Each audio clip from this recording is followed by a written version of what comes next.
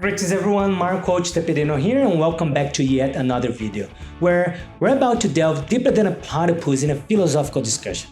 So today we're steering clear of the usual life hacks and self-help nonsense, or what I usually call the course of action. You know, the 7-step spectacular promise that you'll be swimming in Warren Buffett's money in 12 months, or the 5-step magic trick to land your dream job where your boss ain't gonna be a complete idiot, or my favorite gimmick of all, attract your soulmates in 10 minutes as if you're ordering pizza. Nah, we're bypassing all that and diving headfirst into the jungle of cause of action.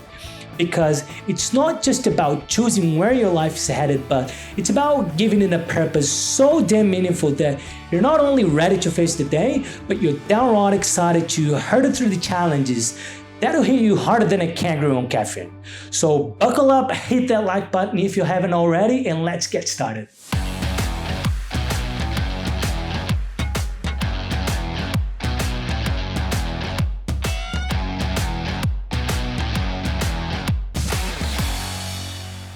Alright, so let's kick things off by exploring the difference between a course of action and a cause of action. So a course of action is like picking a route on a map or setting up your GPS, which is a series of steps that will inevitably lead you to your destination. But a cause of action, on the other hand, is more deeply engaging, it's more profound. It's about choosing a cause or a purpose that will drive every step you take from here on out. It's not just about where you're going, but it's also about why you've chosen to go there in the first place. And now picture this. The course of action is like following a recipe, step by step to bake the perfect cake. Hold on a second, does that cake even taste good to you?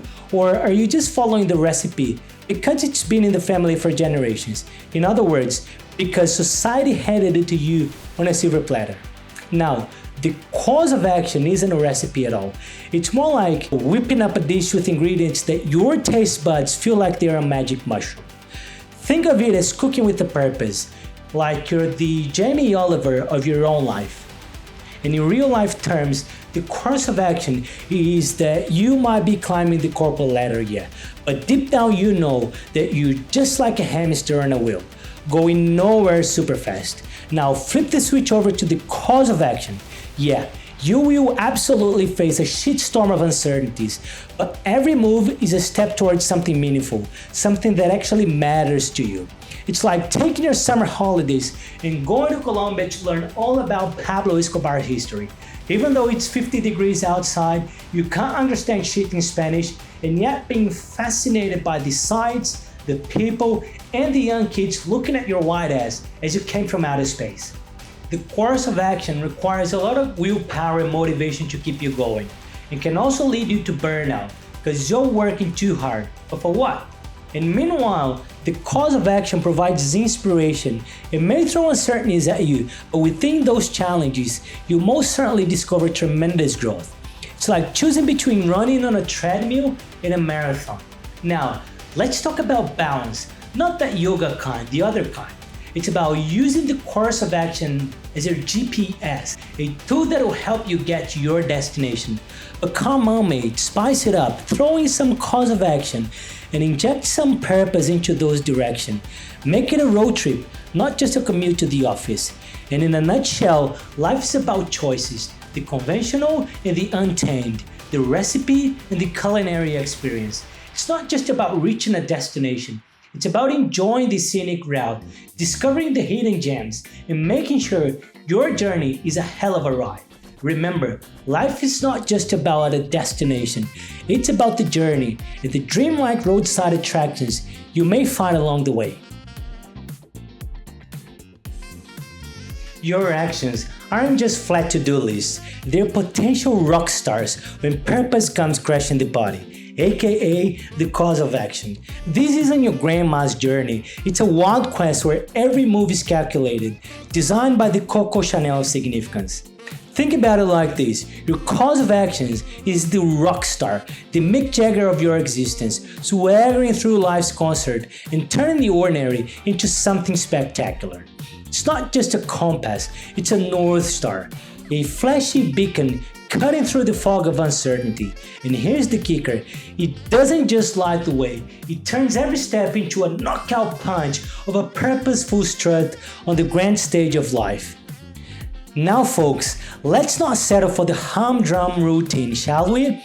Let's crank it up and let our actions scream purpose and allow the cause of action to be the lead guitar player in the epic show of life.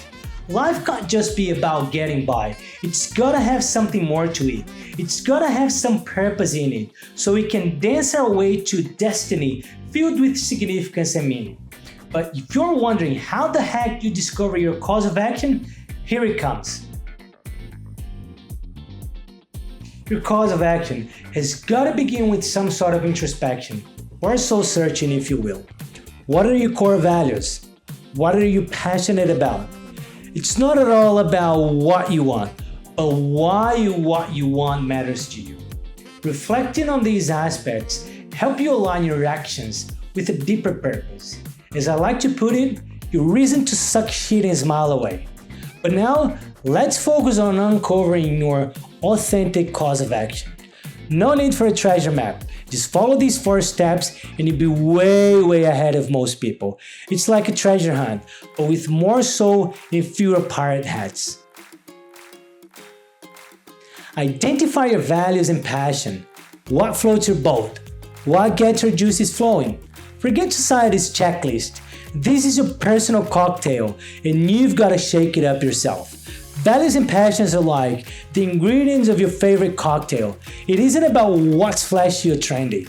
It's 100% about what makes your taste buds go crazy.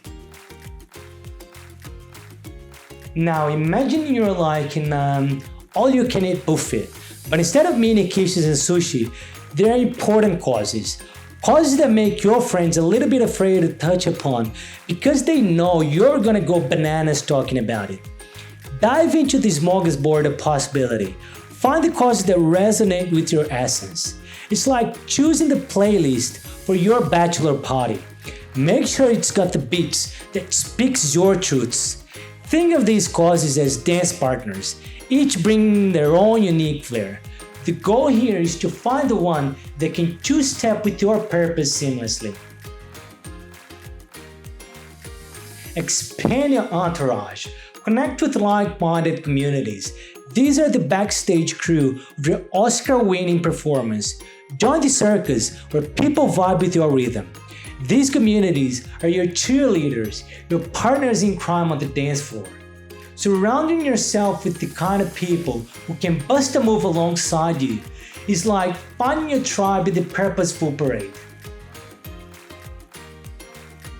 Now, let's dip our toes in the water. Take small action just to test the water.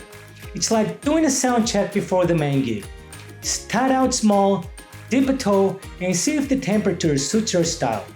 These little actions are like a dress rehearsal, helping you polish your moves and ensuring you're comfortable with the dance style of your chosen cause of action. A lot of self-help gurus though would tell you to take massive action. That's not at all a bad advice, but if you're just starting out, just the thought of taking massive action may end up grinding you to a halt.